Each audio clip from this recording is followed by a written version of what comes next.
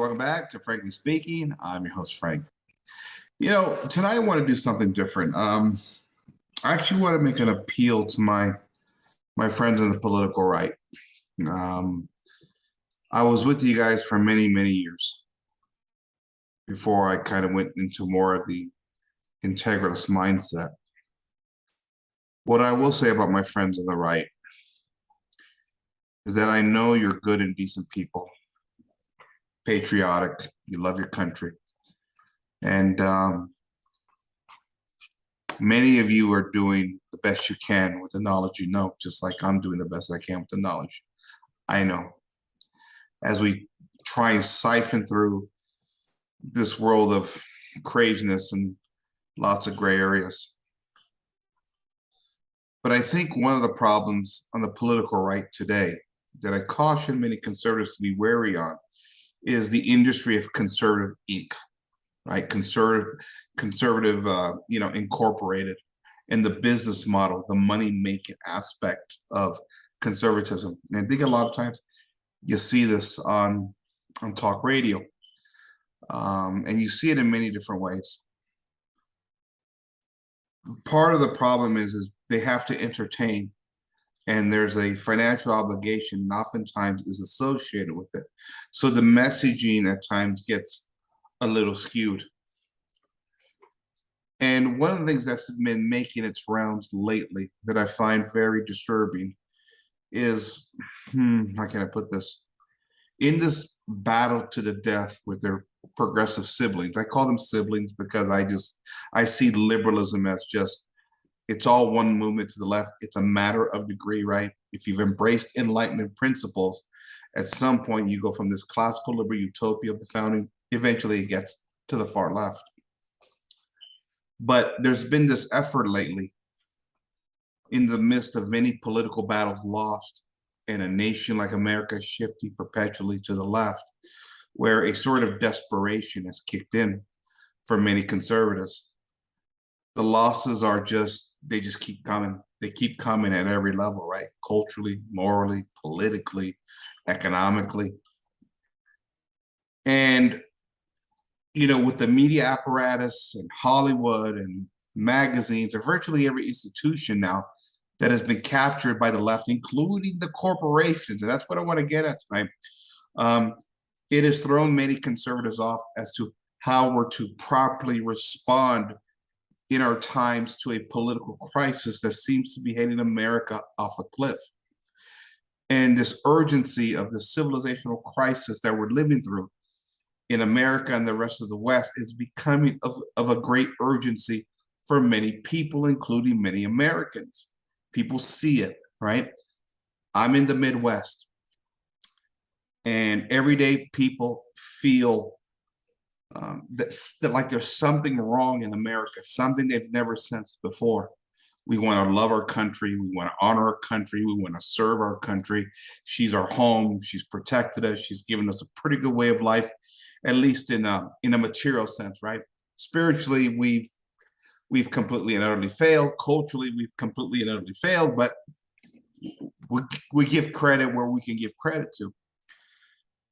The desperation for many of the political right, especially the talking heads, to explain away lots of the nuances of a political system that looks like it's broken at this point in history. And their willingness or their ability to stay in business on talk radio goes to show you and highlight the problems of conservative ink. In this country, or at least on right-wing talk radio for many years, there was this idea that big business was part of the sort of the grander scheme of the American way of life, that corporations specifically were part of the American economic engine of prosperity. That big business was essentially the gold standard to give Americans a way of life, goods and services like we've never seen in the history of the world. If you listen to talk radio, for example, right? What was always the greatness of America, right? If you listen to Rush like I did for 15, 20 years, however long it was, every time that Rush Limbaugh, Rush Bo, talked about American greatness is centered around the material world, economic prosperity, freedom and liberty. We take that freedom and liberty and we ship it all over the world, right? We spread it all over the world, usually and oftentimes through our military. Now, I'm not here to critique those military ventures, right? Because there's some that we should be concerned about in this greater macro idea. But the point is that Americans have accepted as the greatness to America the principles of the material dialectic. Because let's be honest, America doesn't build great culture. It really doesn't believe in any true religion. The family has been an utter wreck pretty much for the past 100 years. And so we have to consolidate around lots of shallow ideas, including sort of the material prosperity of our time. And what you've seen lately is conservatives really struggle in this grand battle of ideologies, particularly as corporations have recently turned on them. Remember the old battle lines of about 10, 20 years ago was that the Democrats stood for the little guys and the workers, and conservatives and Republicans stood for business, right? And there's this tug of war between, how much does a worker get paid? How much can a business afford to pay before it affects profits, right? It was this clash of the economic business cycle between left and right. But what the right never expected is what we've recently seen, a consolidation of power at the very top, which has really thrown the political right for a loop in many ways. They have been betrayed after supporting corporations for decades.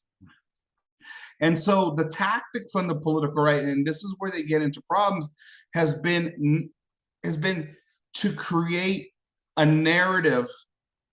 How should I put this? Well, I'm going to put it plain and simple.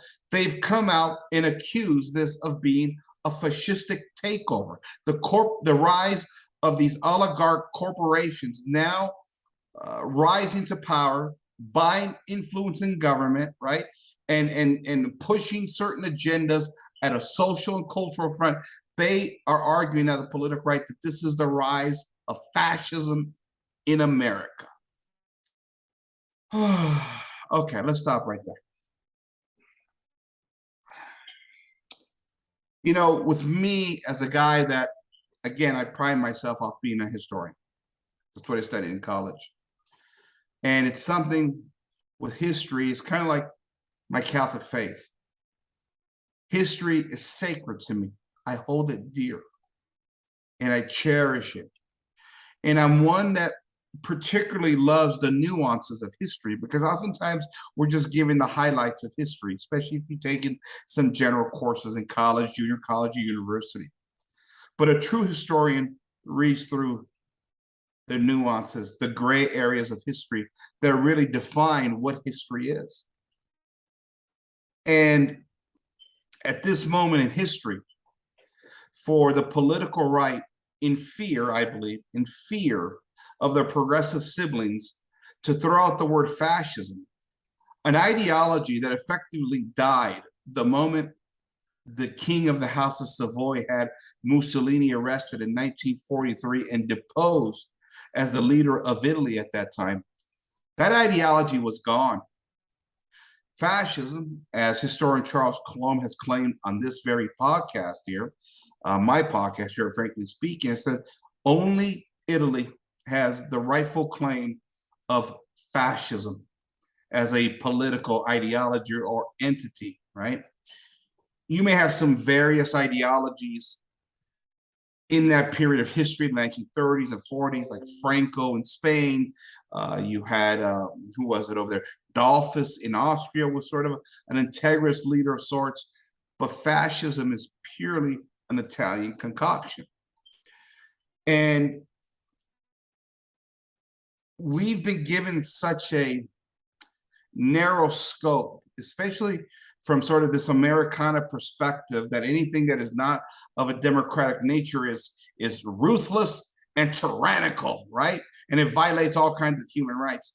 That oftentimes, and you don't see this anywhere, the concept of fascism has never been given the light of day on what it truly was, because those ideals of the lack of freedom and the lack of liberty as defined by Western powers has never been met. And so the political system of fascism, which is the idea of the Christian corporate state, or at least that's what they were alluding to, right? Again, whether the fascists were using the idea of the Christian corporate state was window dressing or not, we don't know. It never really had time to implement the corporate system. But the point is, at the very least, to honor history and to be intellectually honest, we have to be able to look at fascism for what it was and not create a caricature of it, because we're using the word in a way to beat up our enemies with it now at this point in history. That's why it's so odd right now in America, where the left says to the right, you're fascist, and the right says to the left, you're fascist, right? It's the ultimate boogeyman kind of word to demonize your enemy in this political discourse. And as a guy who's taken a little bit of a look at fascism, I don't claim to be an expert on this. For my part, fascism is a problematic ideology, but it deserves at least the respect for it to be defined as it was practiced or stated or its intended goals, and not for us to make a caricature out of it because we're panicking in a political day and age where the political right is trying to run to the microphone to scream fascism at their, again, leftist enemies here in America, so we can, so conservatives can scream the word fascism before the left does. It's a great injustice to history. And this is where I worry about my friends on the right losing the battle, because when you take this historical narrative and redefine it to fit modern times in order to try and win an argument, you're doing history a great disservice. And ultimately, you're building your case based upon misinformation and ultimately lies. And this can only hurt in the long run if you are on the political right in America. Okay? It's bad enough the left does it all the time, but we don't need the political right. And believe it or not, even though I don't call myself a conservative anymore, I'm with you guys on the right more than you realize. I'm probably with you guys at least 80% of the time, right? My differences come in with how we govern society and some basic principles, right? Of sort of ideological origins. But I'm with you guys. And I'm concerned now at this point in history that the right is running out of ideas as the country slips further and further and further to the left, as we've seen since the founding. And one of the great problems is when we look at the crimes, well, let me put it this way. Oftentimes, the political right will throw the fascism word around to describe certain crimes that really should be attributed to communists and far leftists. And when you throw the word around without any meaning, you're letting the crimes of communism and far leftism and socialism off the hook. That's the first tragedy of history, because the villains of history, those that committed the crimes, deserve the omen or the punishments, right? And not the people that you've made a caricature of, that you've misdescribed what a particular philosophical position or policy or idea or party is. Let's talk about what fascism was from a historical perspective, okay? Particularly the idea of the Christian corporate state. What you see here in the States is, okay, corporations, right? Your big conglomerate, commercial corporations, Google, Apple, Walmart, they've all risen to the top. They've shrunk the economy at the bottom. They killed small business, right? They've consolidated all this wealth, and now they're buying political influence all over the world, including our government. Fine. But the definition of fascism in Italy in the 1930s wasn't a commercial corporation. That's not what the reference was to. What the corporate state was and what the corporation in Italy was in the 1930s was merely the structure of the political wing of corporatism for whatever industry the corporation was protecting. It was a political apparatus. It was not a commercial business. This makes the definition that conservatives throw out night and day. It doesn't make sense. Remember, Italy was a very agricultural nation, still is to this day. It never had a whole lot of industry, right? It had some, don't get me wrong. But because it was a nation that lacked many natural resources, and it's one of the reasons why Italy lost World War II. It didn't have oil, it didn't have steel, it didn't have coal, which always made the economy a little slower and industrialization much, much slower. That's why Italy is known as a very agricultural nation, people of the land. Fishing industry is huge over there, right? There wasn't these great conglomerate businesses. Sure, you have Fiat who make cars, right? You had a few other factories over there. They existed, but it really wasn't a way of life, especially, and this is where history plays a role, in fascist Italy. Why? The fascists had this fascination with getting people out of the factories and back on land. They wanted people to be independent. Remember, they opposed a central banking system. They opposed a usury system because in Catholic nations for, I don't know, 1,000 years or something like that, usury, which is excessive interest and excessive debt, was always seen as a sin. And so Catholics naturally rejected a lot of the banking standards we use in modern times. People had their land, they had their fishing boats, they lived off the land. Industrialization was very slow. It's why when they do go to World War I and World War II, they don't have the proper equipment to fight these wars effectively. Sure, they have some military factories, don't get me wrong, but it was never, because it wasn't an overly industrious nation and heavily agricultural, they just fell behind technologically. Now you say, well, it's a backward country. No, it's not backwards, because what Italy does is a lot better in other areas, such as culture and family. They build strong cultures, vibrant cultures, strong families, something that here in the United States, we have utterly failed at, right? And industrialization has a lot to do with that, as we've seen as example in America for the longest time.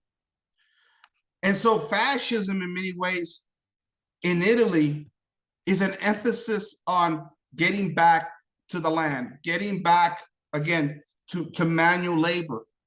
It is not an emphasis on an employer-employee-based economic system. It exists, but it's not huge over there. Specifically because when Mussolini was in power, remember, he was the son of a blacksmith. He worked the fields, he worked the lands. He was a guy that loved the countryside. He despised the cities, loved the simple life. A man that lived very frugally, a man that worked hard in the fields, a man that was very generous out of his own pocketbook, right? And he cared about Italians, getting them back in the fields. Between 1919, I think 1939, the number of small farms in Italy doubled because there was an emphasis to get people back on the land and not make them dependent on this employee-employer relationship or business deal, and even on massive debt, as one of the planks that fascists opposed was central banking, something that in America and really in left of center nations like communist nations, that's one of their big planks in communist nations is central banking, where you can print money, print money, print money. And so in that sense, what the corporate state was, again, it wasn't a commercial corporation like we see in America, like the classical liberals continue to confuse and mix in with this wording in order to try and throw the boogeyman word at the left. It was the political wing of the old guild system. That's what they were trying to get back to, because the old guild system worked very well, right? It was something old, it was something familiar, it was something that worked for Europe when it was monarchical for the most part. And when all these leftist ideologies started swimming through all of Europe after the French Revolution, it created havoc and chaos in a lot of nations, but Catholic nations were ill affected the most. They weren't ready for these types of change, right? Because industrialization in and of itself creates some issues for Catholic nations, right? Because we have certain standards that we believe in, such as, okay, a mother should stay at home, right? Where here in America, we push the women out into the workforce, whether they like it or not. This is why we can't build families. There's no parents at home. So either kids are being dropped off at daycares, or we're contracepting our women sterile, or we're aborting our children in America. In fascist Italy, they weren't aborting children. In fact, there was a special emphasis on women understanding their role in the home and having children and growing the population, right? Mussolini even argued that if they were going to compete on a global scale with America and France and England, he had to get the population up. And he had a campaign of a pro-life campaign, right? To promote motherhood, to promote family in that country, and to build the population up. This was seen as a social and a moral good in Italy under Mussolini. The Christian corporate state can be traced back to Hilaire Belloc and Chesterton, who wrote for the Christian corporate state magazine that was funded by Dollfuss, who was, again, the leader of Austria. This was an idea that related to the idea of distributism that was circling around the Catholic world late 1800s, early 1900s, as the idea to get people back on the land, out of the factories and out of the cubicles now, right? Because these jobs, this usury system, this debt system separates family, right? It sends the man to one job, it sends the woman to the other job. They're split up. There's no children. There's no family being created. There's no cohesiveness. There's no culture. Catholics always want to get the people back on the land. One, they would be dependent on themselves. Husband and wife working the land together, growing the necessary foods, or whatever it is you want to do with your land. You can start a business, you can have a farm, whatever it may be, right? Rent out some of your land, whatever it may be. That was the emphasis of the Christian corporate state. The problem with, of course, distributism is that it was an idea, not a political system. Distributism needed an ideological idea in order to implement distributism in some capacity, right? And I reject the notion distributism is socialism. That's just a damnable lie, in my opinion. But I'll leave that for another time. And this is where fascism came along. And whether you like it or not, and listen, I'll be the first to tell you, fascism is very heavy-handed at times, right? It does depend on the sort of the cult of the person at the top. It does not have a perfect relationship with the church. But in the case of Mussolini, it's quite remarkable. It did work out with him in many ways. He gave a lot to the church and did not, and he worked with the church as much as he could, even though fascism and the church oftentimes ideologically clashed. The problem I have with fascism is that with Mussolini, it happened to work out. It was messy at times, but it worked out pretty well in regards to the relationship between the Catholic Church and the fascist nation because of Mussolini.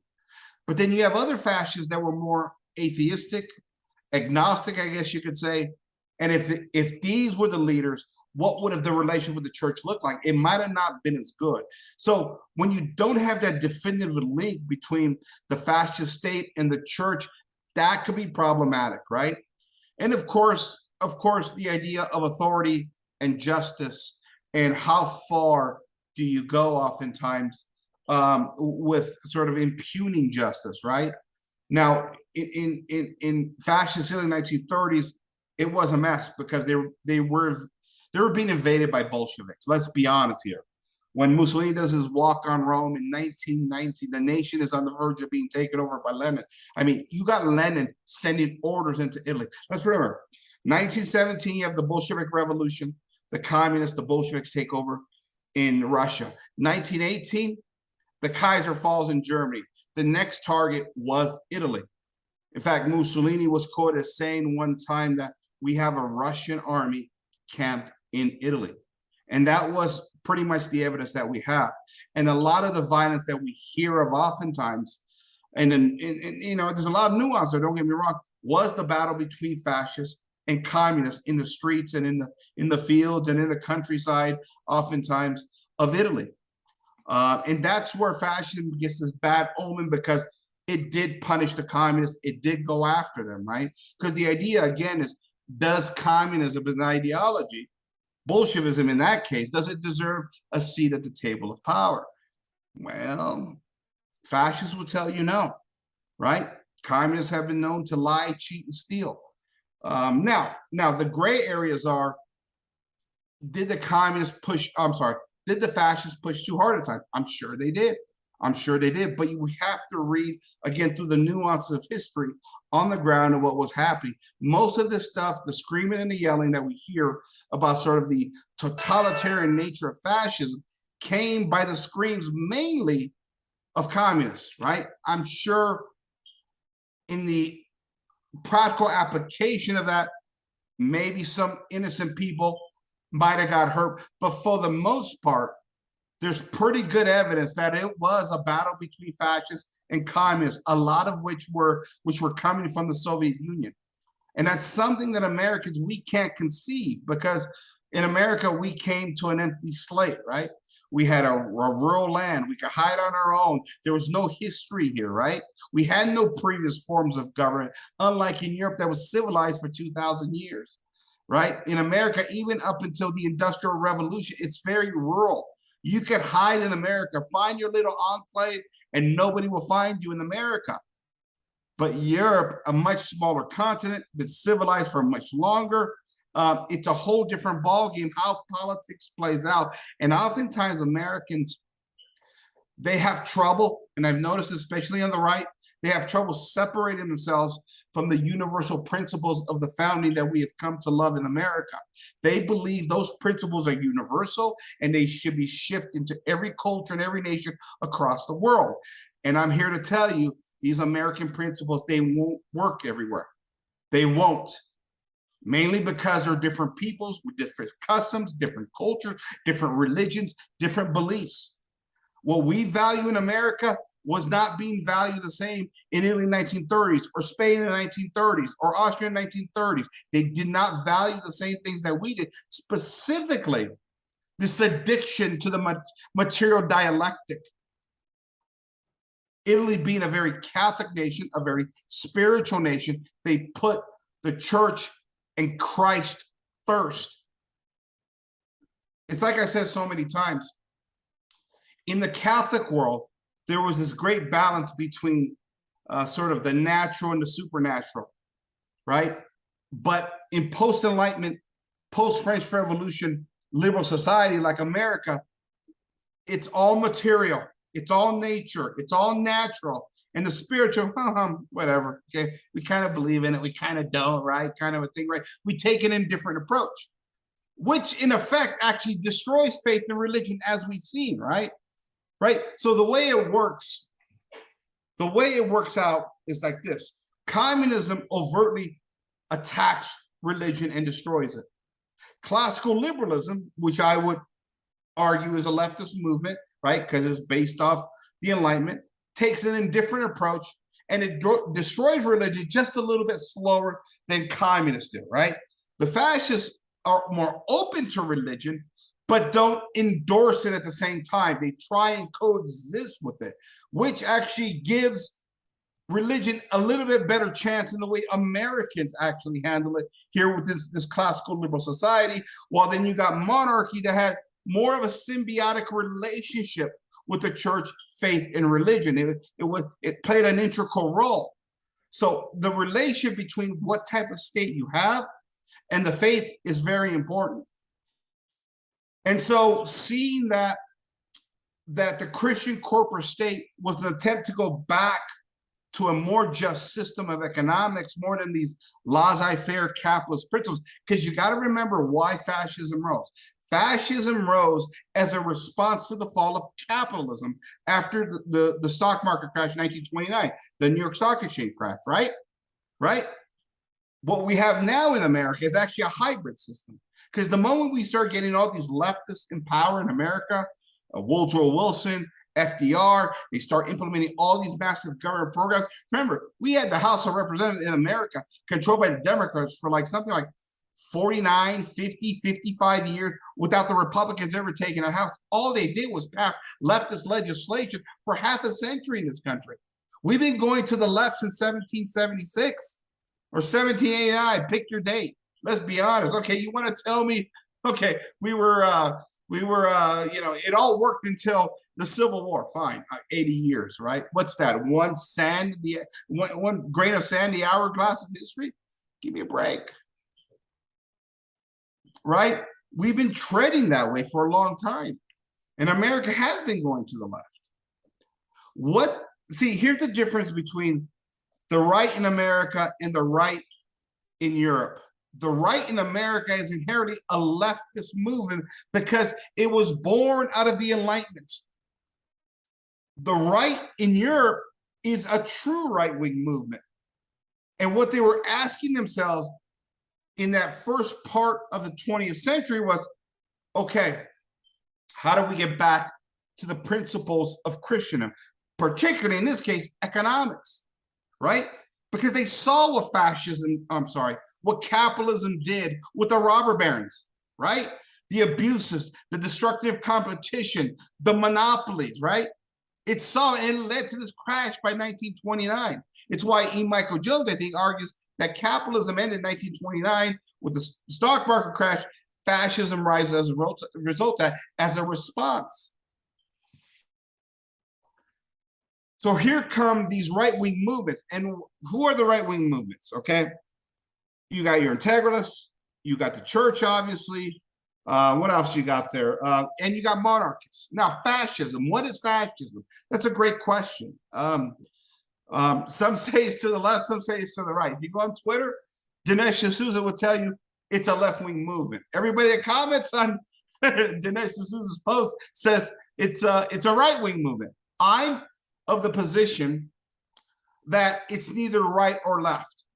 It's unique in its own right, and it takes, I guess, left and right positions. It's kind of different because of the way we perceive government in America, right? Because fascism does call for a strong government. Now, that government disperses power to the local governments very well, too. Remember the concept of subsidiarity, what as Americans we would call local government or limited government. That's a Catholic idea from the old world. We just call it subsidiarity, right? The founding fathers of America took that from Catholics and ultimately monarchical systems that practiced this guild system that broke everything down, at least in the business cycle, down to the local level. And it's something that as Americans, we've never realized and never really given credit to, right? We think it's an ingenious idea of the founding fathers. Okay, well, they just took it from the old Catholic world. The difference actually being that in the old world, subsidiarity, limited government, it actually worked. While in America, government has really been growing since the founding. It really has. I mean, the moment Thomas Jefferson makes the Louisiana Purchase, it's over. Forget about subsidiarity. Country's already too big, right?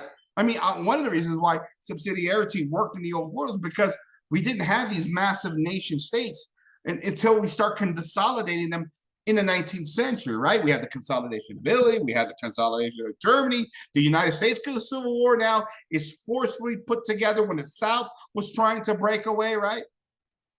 And so this all plays a role here. So the smaller your country is, right, whether you have a province or a city-state of sorts, the easier it will be to keep that economy limited. Like in the case of Italy, it was broken down into a bunch of states, right? You had the Papal States, you had Sicily down in the south, you had Lombardy, I think, up in the north, you had Milan up there as well too.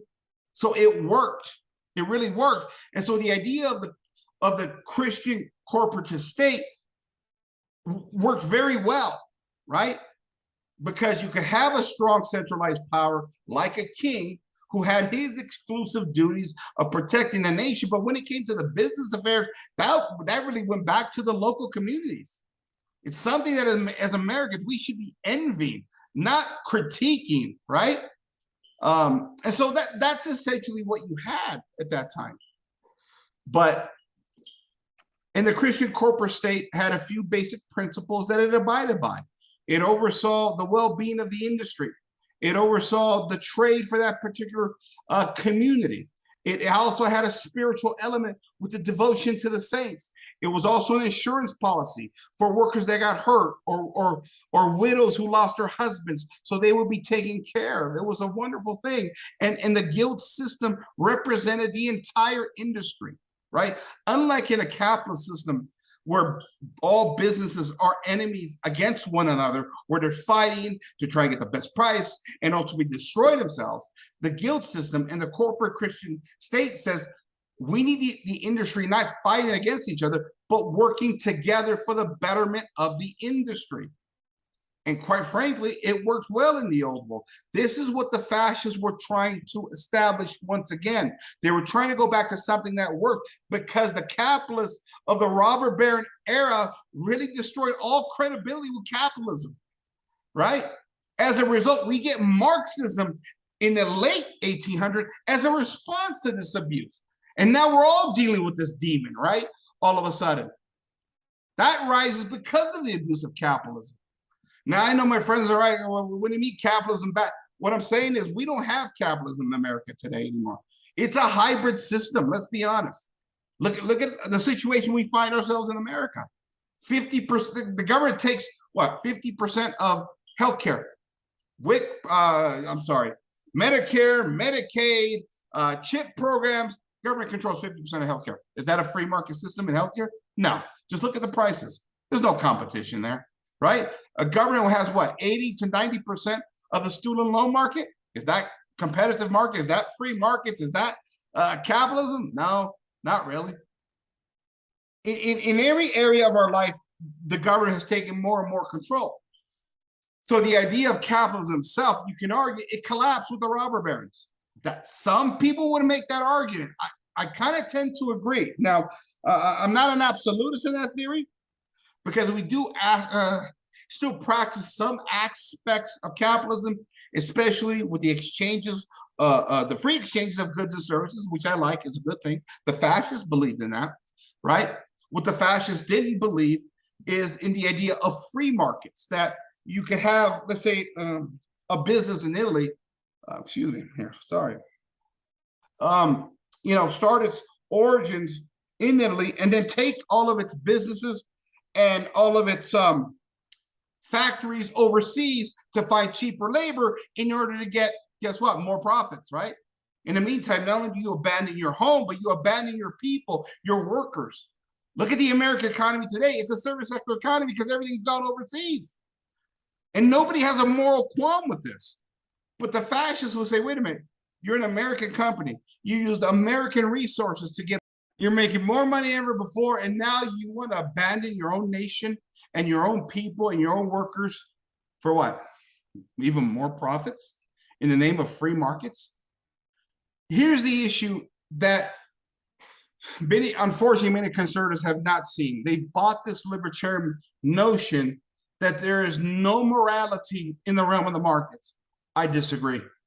Morality is always to be checked. Morality plays a role in everything in our lives.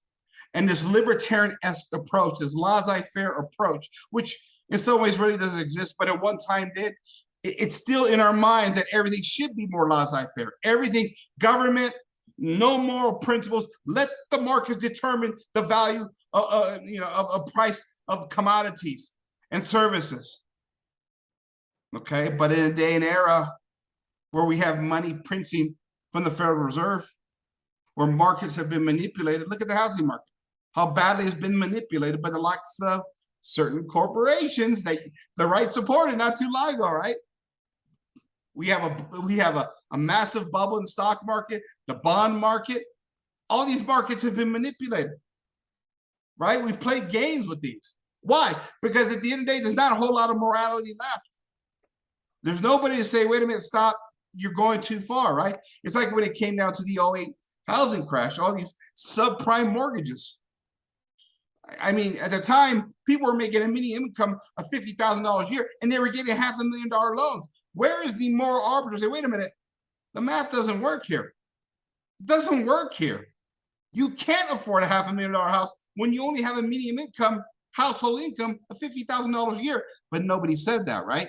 Because at the end of the day, it's all about profit, it's all about money, and you kick the can down the road a few more years, right? We've done that with interest rates, right?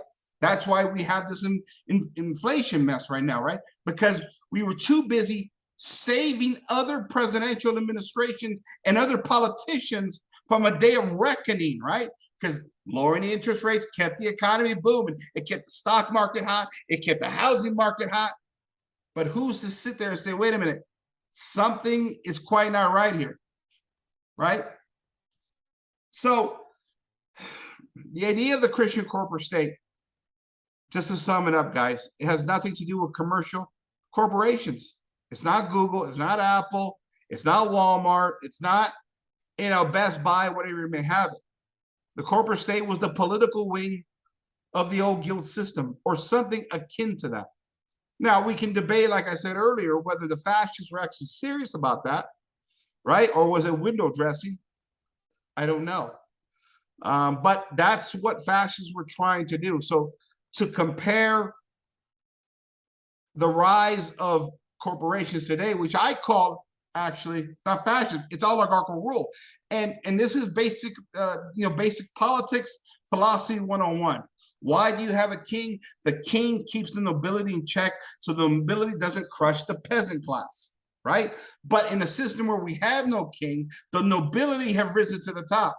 We would call this an elitist class, right? This is politicians, this is the wealthy, this is the influencers, right? The elites have risen to the top. And now the average American who doesn't fall in this select group is being crushed under the weight of all the abuses of the nobility. Because we have no monarch, we have no father to keep this system in check. And this is basic philosophy 101 that goes back to the ancient thinkers, right? That said, this is why you need a monarch. You get rid of the monarch, this is the problem you have. And what they argued is oligarchical rule. And that's what we have. When you guys are screaming fascism, fascism, fascism, what you should be really saying is oligarchy, oligarchy, oligarchy, because that's what it is. There's nothing in this system that resembles the historical fascism that was happening in Italy in the 1930s. It's a historical error. It's a massive historical error. And when you do that, you really excuse the crimes of many on the far left over the past century or two, right? So there you have it, ladies and gentlemen. Fascism, misapplied, misused. I encourage my friends on the right, study a little history before you just take up the talking points of right-wing talkers on talk radio and on social media, because that's where a lot of this stuff comes from. And as Americans, we're using social media and we're acting like little parrots, right? Because all of a sudden, because we read some blog or we follow Dinesh D'Souza or Glenn Beck, all of a sudden we're an expert on everything, right? Social media makes everybody an expert. Well, when you scream out false claims that oligarchical rule is fascism, you're doing a great disservice to history, right? Something that I hold dear, something I hold sacred. And I'm here to tell you, I'm going to correct you. That's why I'm here. I want to thank you for joining me tonight. This is Frank signing off for Frankly Speaking. Good night, everybody.